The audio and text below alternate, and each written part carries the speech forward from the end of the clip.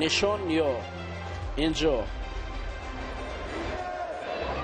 5 قطعه با هم جمع آمدن فدراسیون جودو جهانی را میبینیم که نمایش داده میشود و حالا اکنون اینجا پهلوان 30 ساله اندی گراندا با تیمور رحیموف پهلوان 24 ساله نبرد میکند.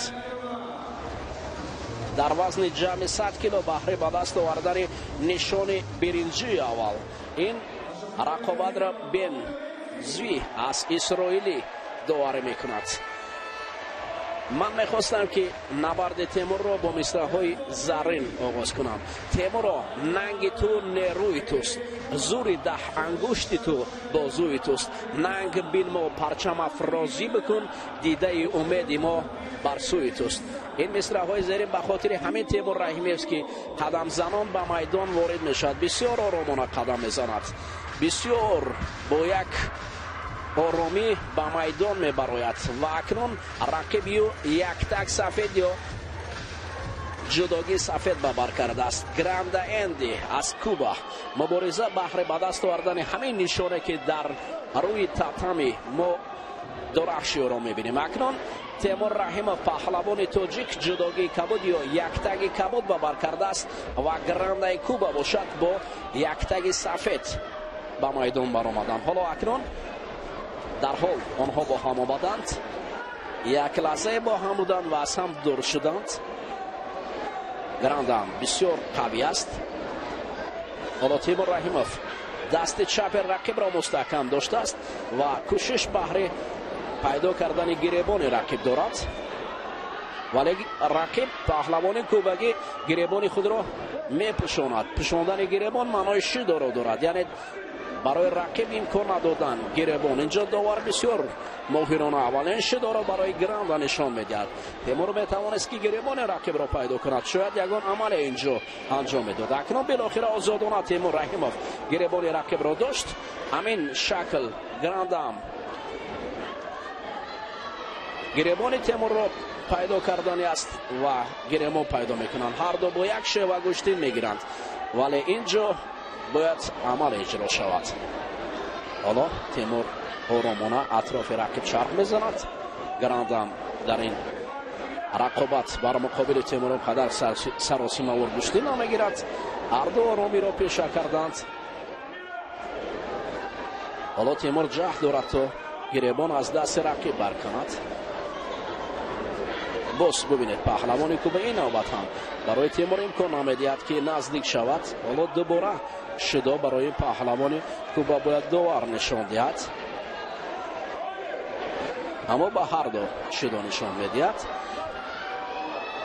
قدر تهدید ندارد بر کار تیمور رحیموف. شدای اول و شدای دویم برای گراندا باشد. کاری او را مشکل تر میگرداند. حالا اکنون همون شیوه پیشتر گشتین دارند، عملی نیست. هر دو یک سمت گشتین میگیرد، هر دو با همون شیوه پیشتر است. گشتین قدر جانبیت خود را نشان داده است، ولی اکنون تیمور بالای سر خوب گرفت. از این عمل پهلوان کوبا دست میکشد و ما میخواهیم که نه توسط شدا این نبرد انجام یابد، عملی باشد که شایسته تحسین شود.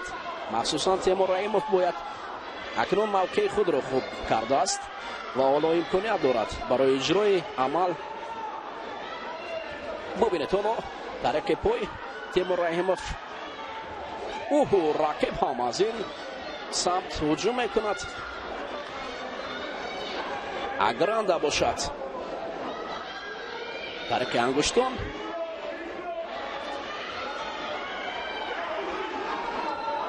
حالا شدای سیوم تهدید برای باختی گراندا خواهد بود. حالا برای تیمور نشان میدهد که تو کمربند اصلاح نماید،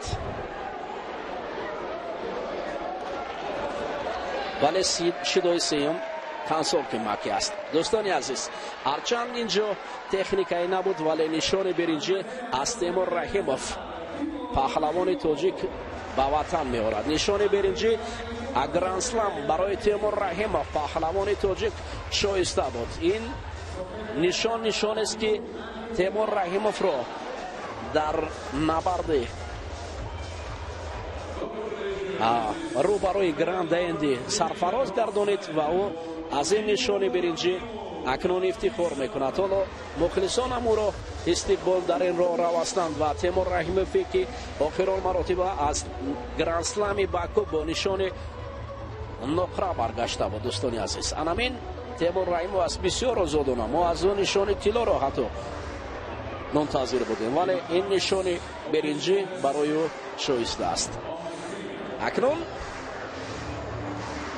میرویم با نبرد دومی وزن جمع 100 کیلو.